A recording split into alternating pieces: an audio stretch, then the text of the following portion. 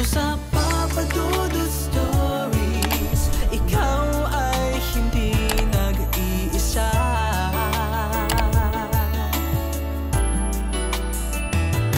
Dito sa Papa Dudut Stories, may nagmamahal sa'yo.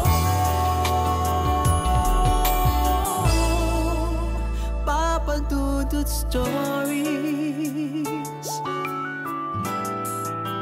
Papa Dudut Stories. Dear Papa Dudut, sa lahat po ng mga nakatutok ngayon, huwag pong kalimutan mag-like, mag-share at mag-subscribe. Maraming salamat po sa inyong lahat.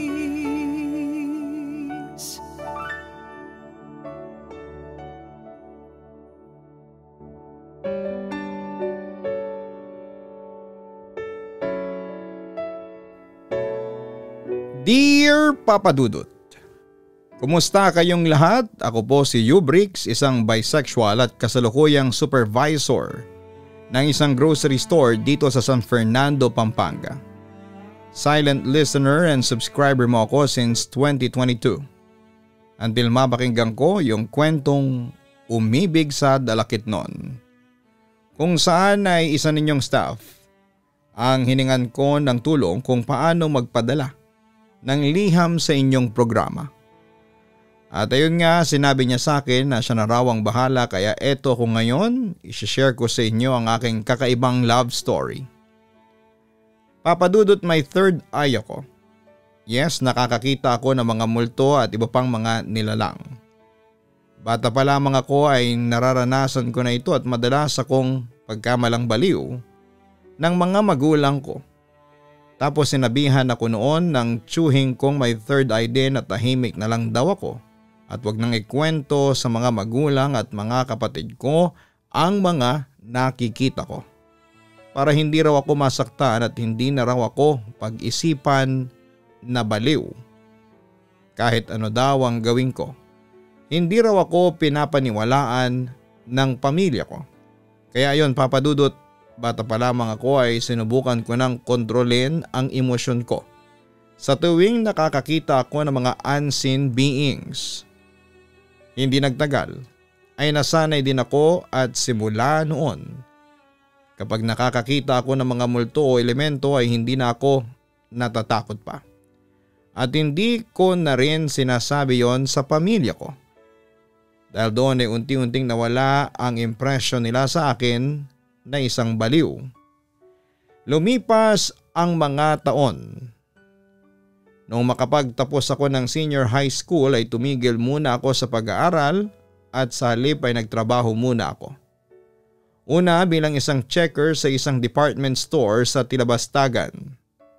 Pero hindi ako nagtagal doon dahil contractual lamang ako, kaya nag-apply naman ako bilang inventory clerk sa isang maliit na supermarket sa Angeles City.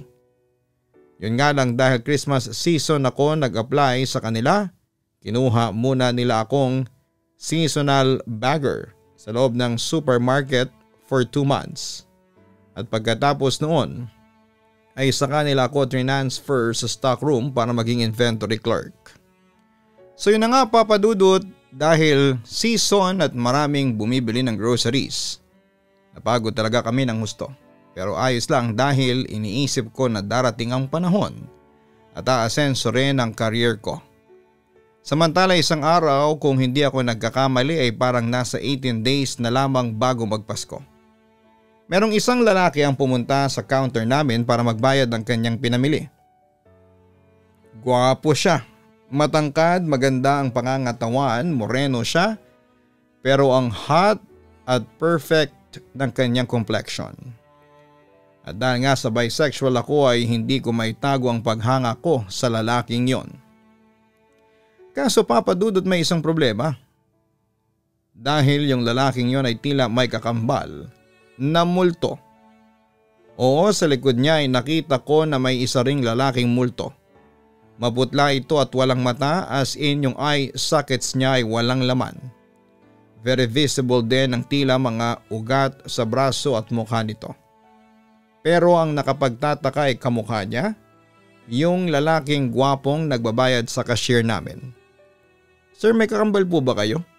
Bigla akong tanong sa lalaki. Napatingin naman ito sa akin na parang gulat na gulat. Paano mo nalaman na may kambal ako? Usisa niya sa akin. Wala lang sir, naisip ko lang po. Sabi ko sa kanya. Hindi ko inamin sa kanya na may third eye ako kasi ayaw kong isipin niyang baliw ako. Napangiti siya sa akin.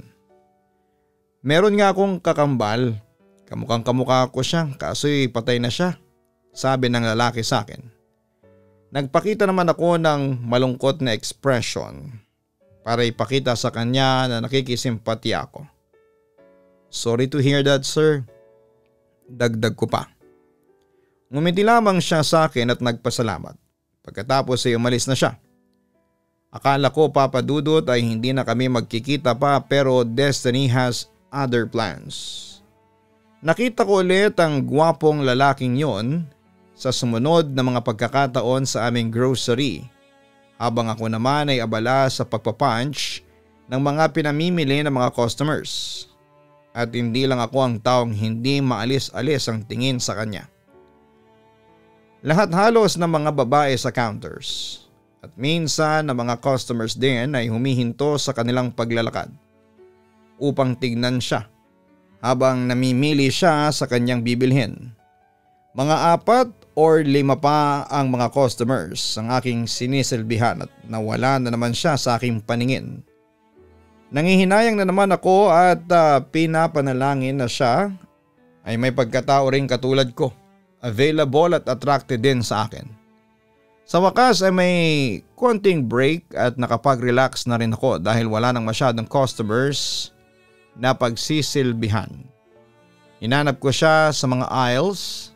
Nang hindi ko na makita ay kumuha na ako ng inumin upang maibsan ang init na aking nararamdaman. Nang tumalikod na ako ay siya naman ay naglakad patungo sa aking kinakaroonan. Nasyak ako't hindi nakagalaw. Ang lakas ng pintig ng aking dibdib. At ang aking puso ay kumakawala na rin. Habang tinitignan ko siyang tinutulak ang kanyang trolley sa counter na aking pinagsisilbihan. Tumingin siya sa akin at nagtanong, "Are you open?" Tumango ako at lumunok ng tubig at sinenyasan na tumungo sa counter ko. Sa malapitang tingin ay mas lalo siyang kumikisig. Para siyang modelo na may strong square jaw at maliit na ilong, dark brown na mata and smiling face. Pinaalalahanan ko ang aking sariling isa siyang customer. Kaya ngumiti ako na pinalalabas ang pinakamatamis kong ngiti. Pero Papa Dudut natigil yon saglit nang lumitaw na naman mula sa likuran niya ang multong kakambal niya. "Okay ka lang ba?" tanong niya sa akin. Hindi naman ako nagpahalatang natatakot at sa halip ay masaya ko pa rin siyang sinagot. "Okay lang po ako sir, medyo excited lang po ako kasi ilang araw na po at Pasko na." Sabi ko pa noon sa kanya. "Kumusta kayo sir? Looking forward to the weekend?" Dagdag ko pa.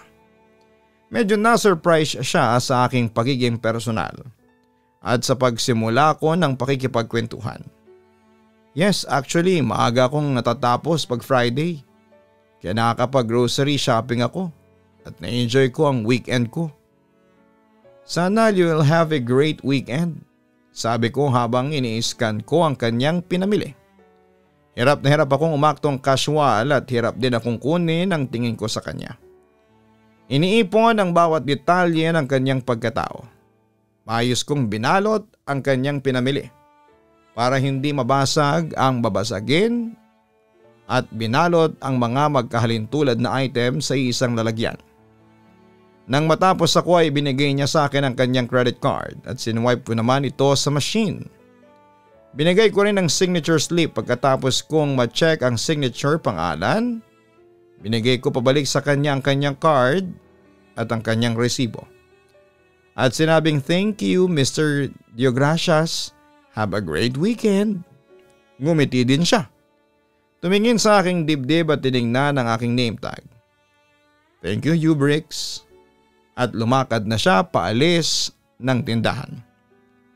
Habang lumalakad siya papalayo ay pinagfiestahan ko naman ang kanyang maumbok na puwet sa kanyang denim na jeans bago ako nagising ulit sa realidad.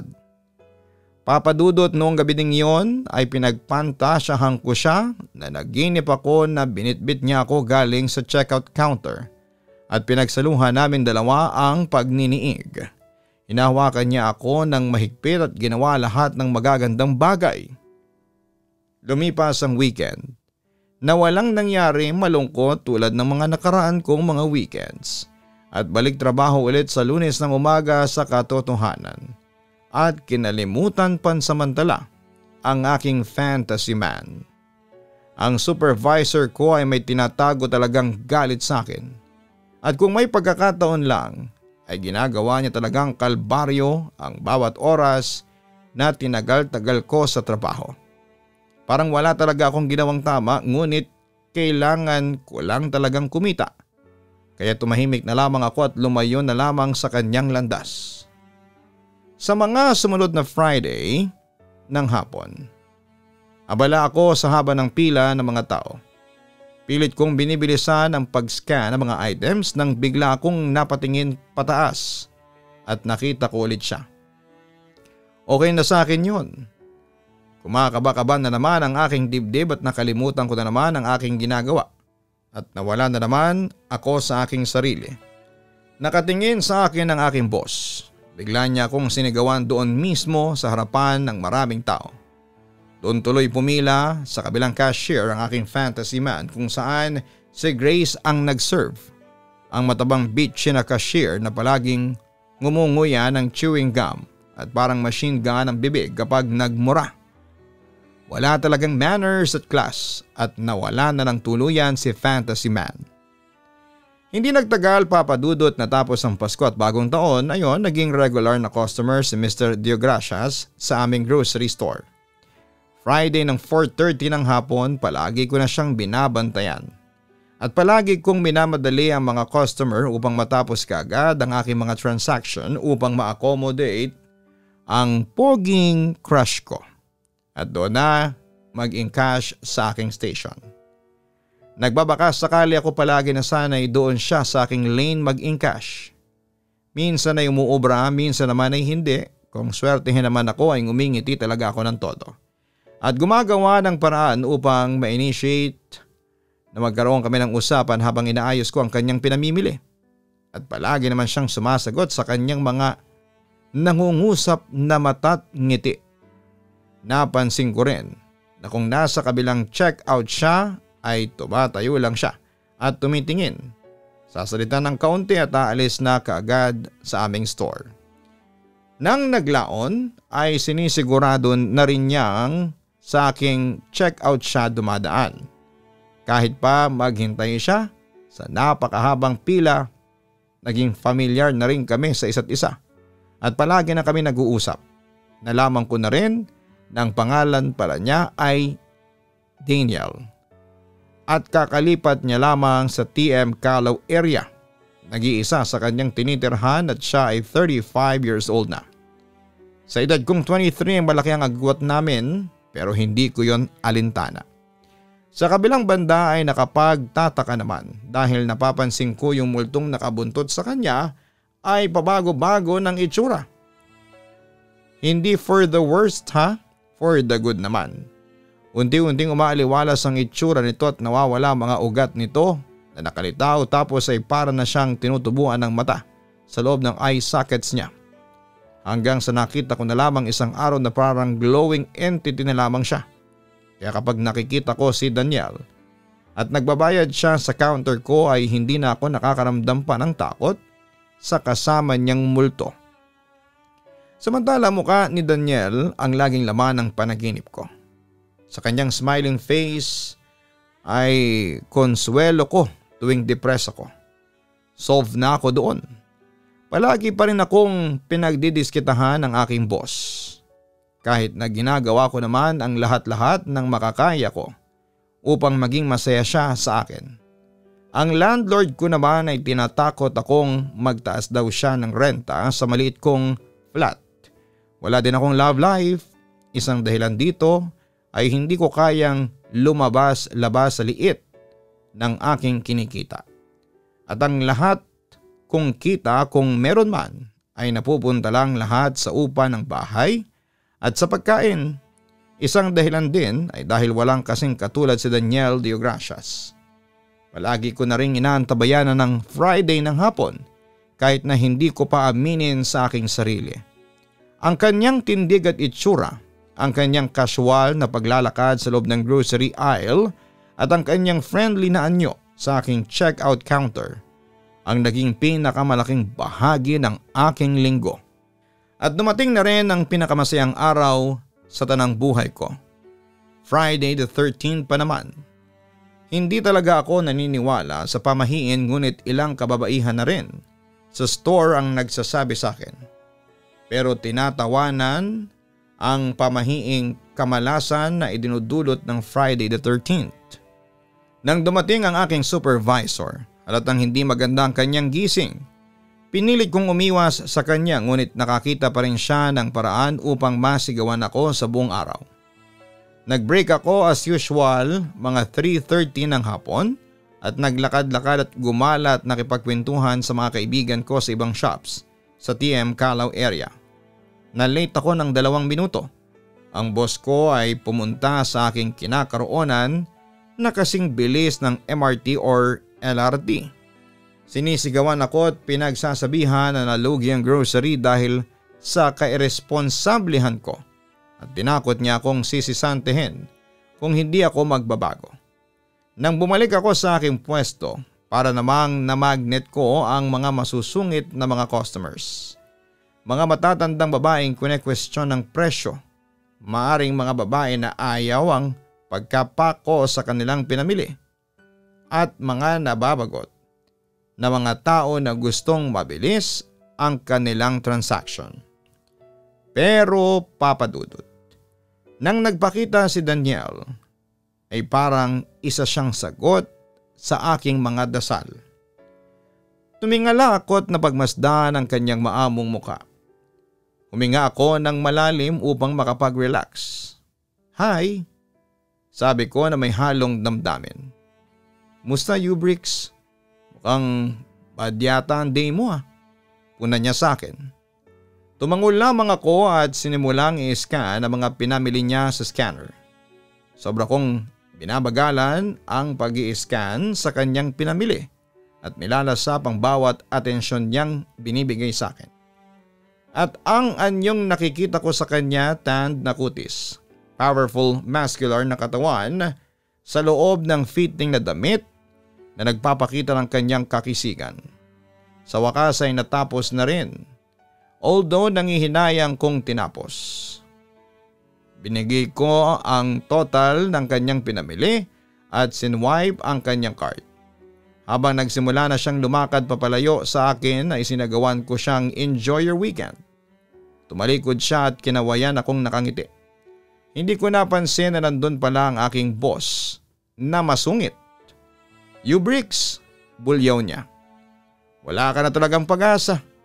Pasaway ka talaga. Ang tagal mong mag-serve sa mga customers.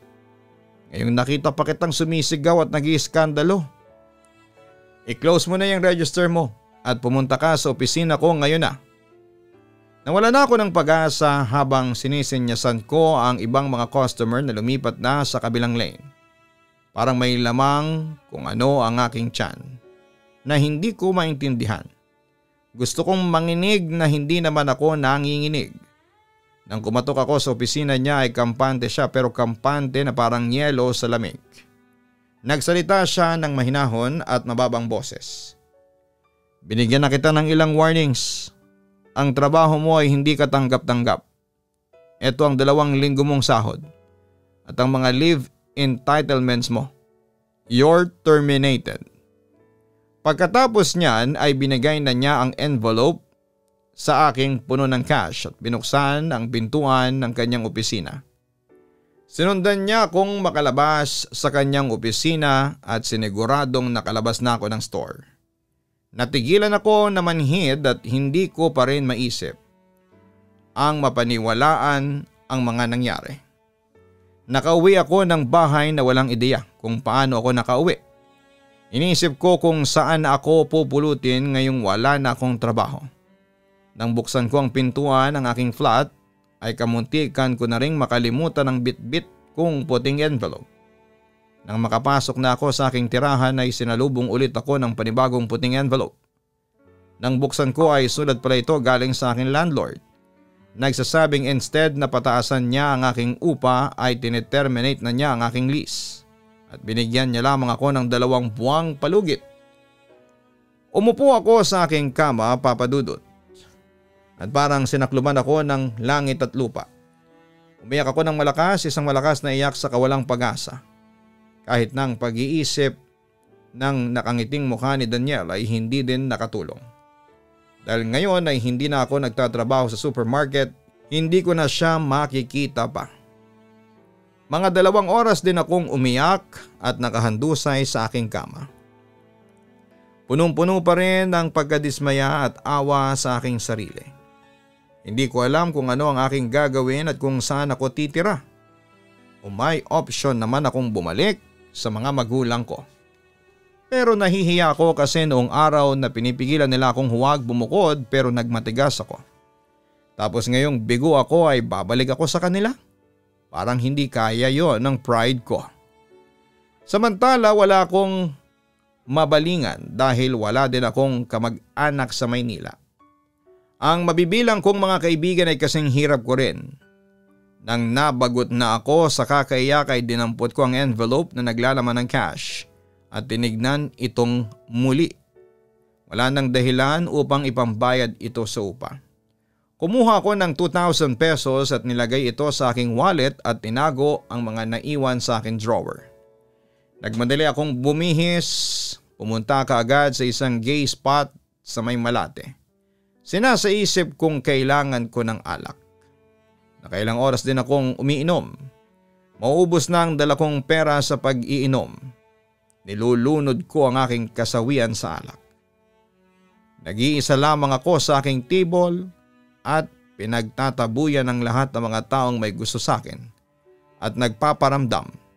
Nakaupong mag-isa at tumutoma ng baso-baso at bote-boteng alak. Sa isip ko ay nakita ko ang maamong mukha ni Daniel ngunit sa kabila naman ay ang antipatiko kong boss. Si Daniel na nakangiti at ang amo ko namang nakasimangot hanggang sa naging manhid na ang aking katawan sa alak. Nang tinanggihan na ng bartender ang aking order ay sinabihan akong lasing na ako. Sinimulan ko siyang murahin at sinubukan kong tumayo sa aking kinakaupuan. Ngunit parang hindi ko kaya. Hindi kaya ng 2 pa ako. Umikot na rin ang aking paningin at bumagsak ako sa may sahig. Nang bumagsak na ako ay nakaramdam akong napakaraming mukhang nakatingin sa akin. At para kong ipo-ipo ngunit ang pinakasentro nito ay ang magandang mukha ni Daniel. Nag-aalala ang kanyang mga tingin. Lasing na lasing ako at hilong-hilo. "Hi there, Daniel!" At tuluyan na akong nawala ng malay. Umaga na akong nagising at ako'y nasa isang malaki at hindi familiar na higaan at silid. Sinubukan kong umupo ngunit napakabigat ng aking ulo at natumbang muli sa kama. Ilang saglit pa at biglang bumukas ang pintuan at doon ay lumakad ang lalaki ng aking panaginip. Si Daniel at parang may hindi ko mailarawang anyo ng kanyang mukha. Suot-suot lamang ang kanyang boxer shorts, sumandal sa aking tabi. Akala ko ako'y nananaginip lamang, mas lalo siyang gumanda kesa noong una ko pa siyang nakita. Ang kanyang dibdib na may kulay tsokolating utong, define ang kanyang abs na may 6-pack na muscles. Ngumiti ulit ako sa kanya, "Hello gorgeous," at bumulong sa larawang nasa aking tabi. Humahagikik siya sa aking sinabi, "O ano, kumusta na ang iyong pakiramdam?" "Okay na ako ngayon kasi nandito ka na." Sinabi kong ngumingiti pa rin. Ngunit ang sakit ng ulo ko ay parang totoong totoo, parang masyadong totoo para maging isang panaginip. Hindi masyadong maganda ang anyo mo kagabi nang dinampot kita sa bar. Nang makita ko naman yung nakabuntot na multo sa kanya, isang naging realization ko. Hindi ako nananaginip, Papa Dudut.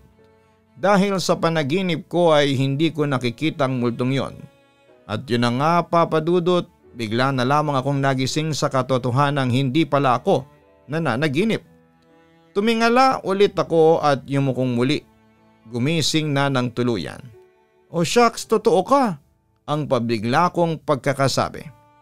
Para siyang natigilan sa sinabi ko at biglang tumawa ng malakas. Oo, totoo ako. At ang hangover mo rin. Medyo makakaranas ka ng kaunting sakit ng ulo pero mawawala din yan. Narinig ko na ang sinabi ng babae sa iyo kahapon. Bumalik akong muli sa grocery store upang mag-complain at ipagtanggol ka, ngunit sinabihan nila ako na sinisante ka na. Ngunit ang pinakamalaking sorpresa sa akin ay ang makita ka sa bar kagabi. I had no idea that you're gay, although parang nag-aalinlangang ngunit tumuloy.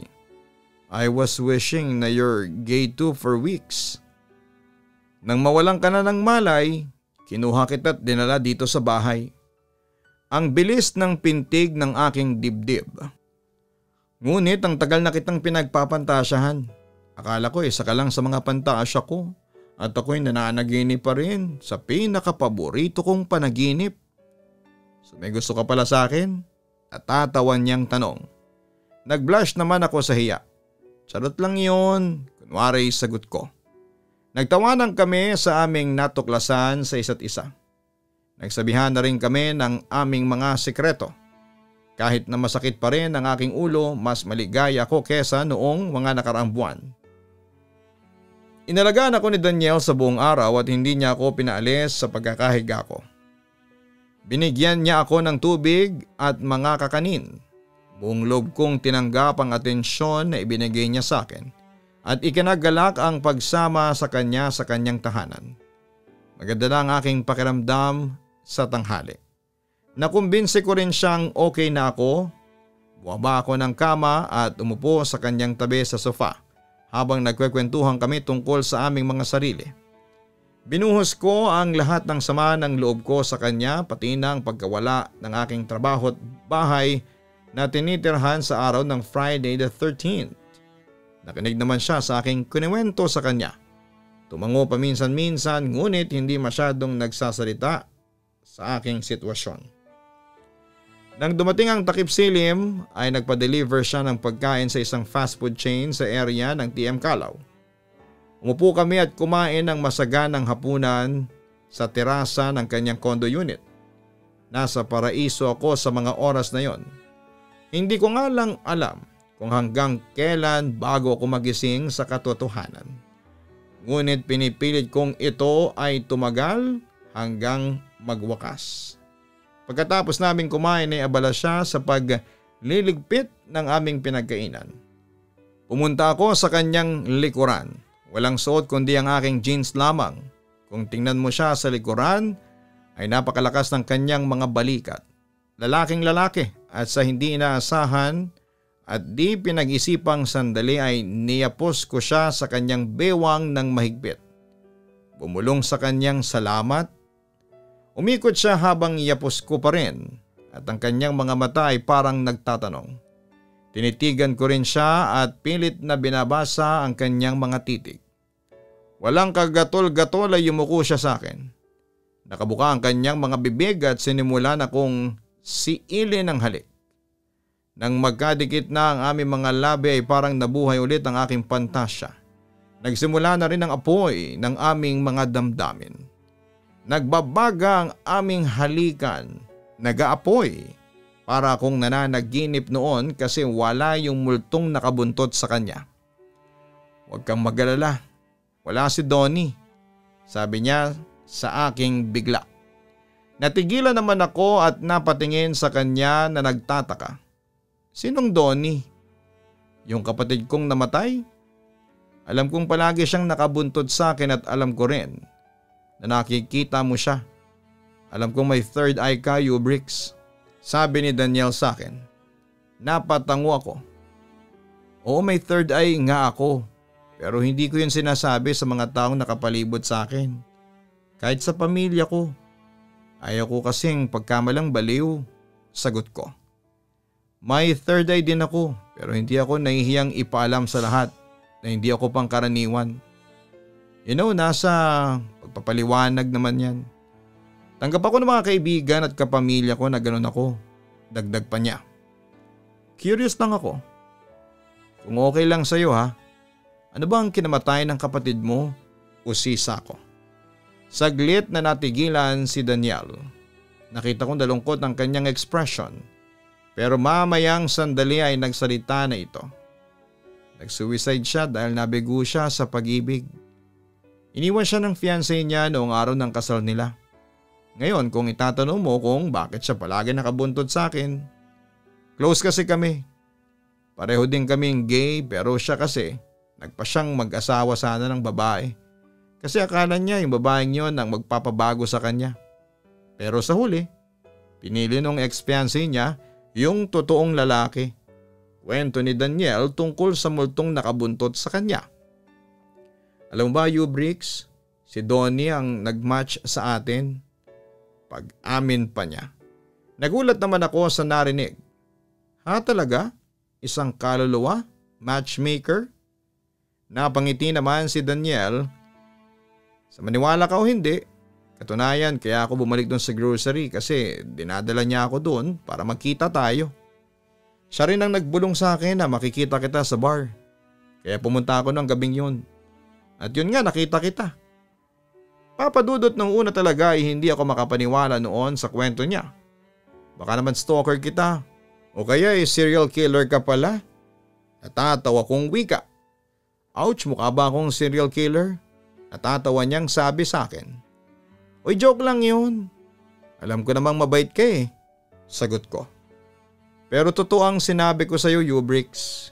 Kung hindi dahil sa kapatid ko, hindi kita makikilala. May pangako kasi siya sa akin noon na siyang maghahanap ng tamang lalaki para sa akin. At ikaw ang napili niya para sa akin. Malambing na sabi ni Daniel sa akin. Hanggang sa nagulat na lamang ako nang bigla niyang nilagay ang isa niyang kamay sa aking likod. At ang isa ay sa aking pigi. Binuhat niya ako sa kanyang mga bisig, niyapos ko siya at dinala niya ako sa kanyang kama. Dahan-dahan niya akong nilapag sa kama at lumuhod siya sa aking harapan. Sinimulan naming muling maghalikan. Gamit ng kanyang ngipin, kinagat at hinila niya ang aking kaliwang tenga. Habang ako naman ay umuungol sa saya, ang aking kamay ay gumagapang sa kanyang likuran at sa kanyang maskuladong dibdib. Nananaig na sa aking katawan ang kamunduhan. Hindi ko na rin pinatagal pa at pinasok na rin ng aking kaliwang kamay ang kanyang shorts at pilit itong hinuhubad. Tumayo siyang bigla at hinubad ng buong buo ang kanyang suot na shorts at inihagis sa sahig. Kahit na noong ko pa pinapantasya ang anyo ng kanyang harapan ay natulala pa rin ako nang makita ko ang kanyang pagkalalaki. Dahan-dahan din niyang hinubad ang aking jeans at hinila ito papalayo sa akin. Habang ako naman ay tumulong sa pag-angat ng aking likuran. Nang matapos na niya akong mahubaran, ay tumungo ako sa kanyang kinakaroon at simulang lakbayin ang kanyang katawan. At yun na nga, Papa Dudut, first time na may mangyari sa aming dalawa ng araw na yon. Pagkatapos ng mainit na love making ay nanlumo na rin kami na pagod sa aming pinagsaluhang kaligayahan. Naging relax muli ang aming katawan at sinimulang muli naming pagsaluhan ng mainit at masuyong pagmamahalan. O Daniel, ang sabi ko. Thank you. Thank you, Bricks. You're incredible. I just wish na may guts akong imbitahan ka noon pa. Ngumiti siya sa akin at ako naman ay ngumiti rin sa kanya. 2 beses pa kaming nagniig ng araw na yon. Ang pangalawa ay medyo rough at mabilis. Ang pangatlo ay medyo mahina, mahaba at may gentle kesa sa una at pangalawang pagkakataon. Yun ang pagniniig ng dalawang nagmamahalang nilalang. Parang ang nagniniig ay hindi lamang ang aming mga katawan, kundi ang aming mga puso't isipan din. Pagkatapos ng aming pagniniig ay gumising na kami ng tuluyan at nag-ayos na kami ng aming mga sarili. Nag-prepare ng breakfast si Daniel at ako naman ay naghanap ng aking damit. Pagkatapos kong maligo Nang matapos na kaming kumain ay lumapit ako sa kanya at hinalikan ko siya sa labi. Salamat talaga. Ang madamdaming kong pagkakasabi. Tumingala siya at nagtanong, anong ginagawa mo? In case you can't recall, wala na akong trabaho. Mawawala na rin ako ng tirahan. Although ayaw ko pa sanang tuldukan ng masayang araw ng ating pagsasama. Ang ating pagniniig. Kailangan ko sigurong harapin ang katotohanan at gawan pa ng paraan ng aking kinabukasan. Pagsasalaysay ko habang nakayuko. O akala ko hindi na niya tinapos. Parang hindi maipinta ang ekspresyon ng kanyang muka. Tumingin ako sa aking fantasy man na wala ring masasabi. Daniel, ang marahan at may halong pag-aanin ang sabi ko. Alam ko na kahapon lang natin nakilalang isa't isa. Ngunit huminga ako ng malalim. Parang ang pakiramdam ko ay kilalang kilala na kita. Simula nang magsimula kang pumunta sa aking store pinapanaginipan kita at ilang libong beses ko ding pinagpapantasyahan ang mga nangyari sa ating dalawa. Pagkatapos nitong linggong ito sana'y huwag kang magalit pero I love you. Niyapos niya ako ng mahigpit at ngumiti sa akin at nagpatuloy ako. Pagkatapos kong maayos ang aking magulong buhay, babalikan kita. Sana'y andyan ka pa. You bricks, ang mabilis niyang pagkasabi. I love you too. Matagal na pero hindi ko lang alam kung paano kita i-approach. Hindi mo ba nakikitang pwede tayong dalawang magsimula? At gusto ko ngayon na. Lumipat ka na dito. Kung makakakita ka ng trabaho, fine. Kung hindi, okay lang din. Mas maganda na ganon dahil mas marami tayong pagkakataon na magniniig at pagsasaluhan ang ating pagmamahalan. Ayaw ko mawala ka sa aking buhay for at least 50 years. Parang sasabog sa saya ang aking puso at niyakap ko siya, Papa Dudut. Hinalikan ko siya ng matagal at tumutulo ang aking luha. Na pinunasan niya ng kanyang mga daliri bago niya ako hinalikang muli. Maluha-luha din ang kanyang mga mata habang nagyakapan kaming dalawa ng matagal. Pinagsaluhan ang kaligayahang nararamdaman habang hinaharap ang magandang kinabukasan. At yun na nga, Papa Dudut, ganon ko nakilala ang boyfriend kong si Daniel. Puno kami ng pagmamahalan at ramdam kong totoo siya nang nararamdaman para sa akin. Sa ngayon ay 6 years na kaming nagli-live-in. May maayos na rin akong trabaho at nagtutulungan kami ni Daniel para lalong umasenso ang aming buhay. Samantala'y hindi na nagpapakita ang multo ng kapatid ni Daniel na si Donnie. Siyempre nagtaka ko noon at sinabi ng boyfriend ko na nakatawid na raw ito sa liwanag. Dahil nakita raw nitong masaya ang kapatid niya sa piling ko. Wala na akong mahihiling pa bukod na lang siguro sa good health. Papa Dudut, dito ko na po tatapusin ang aking kwento. Oo, tunay at totoo ito at hindi ito kwentong katang-isip lamang.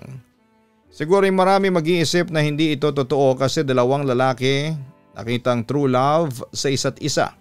Pero sanay na kami sa reaksyon ng mga tao at hindi na kami nagpapaapekto. Muli, Papa Dudut, hanggang dito na lamang at maraming salamat at magandang araw po sa inyong lahat. Lubos na gumagalang Ubrix Kanimo. Kasama ang aking pinakamamahal na si Daniel Diogracias. Maraming salamat kay Ubrix and Daniel for sharing your story sa ating programa online. Tunay ngang mahiwaga ang buhay. Pagtatagpuin kayo ng tadhana by all means kahit pa involve ang isang multong matchmaker. Ganon pa man ay pinatunayan naman ng kapatid ni Daniel na si Donnie na talagang mahal niya ang kanyang kapatid. Sinamahan niya ito at tinulungang makahanap ng totoong pag-ibig. Siguro'y ayaw niyang matulad si Daniel sa kanyang sinapit kaya naganap siya ng tamang taong magmamahal ng totoo sa kanyang kapatid.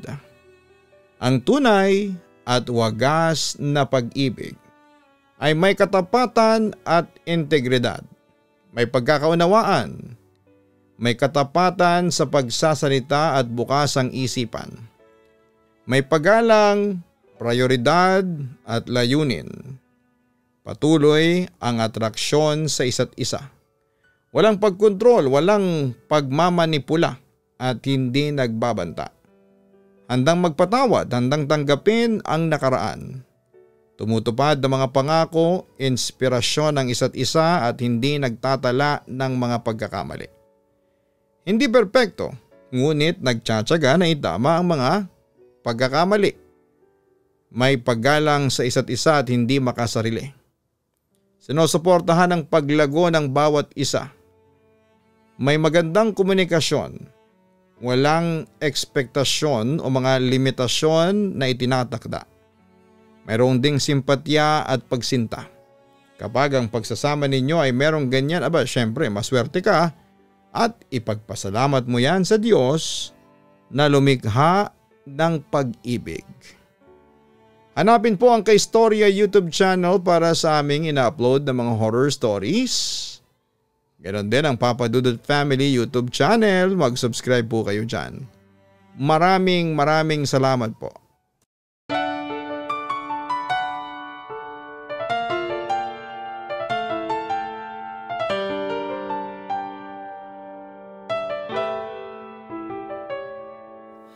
Ang buhay ay mahiwaga, laging may lungkot at saya. Sa Papa Dudut Stories, laging may karamay ka.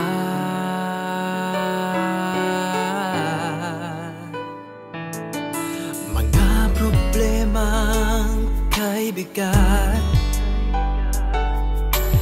dito ay pakikinggan ka.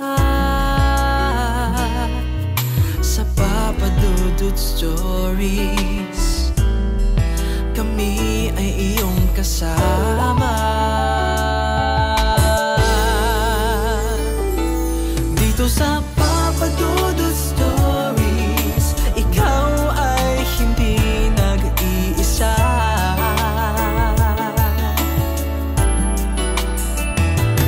Dito sa Papa Dudut Stories, may nagmamahal sa'yo.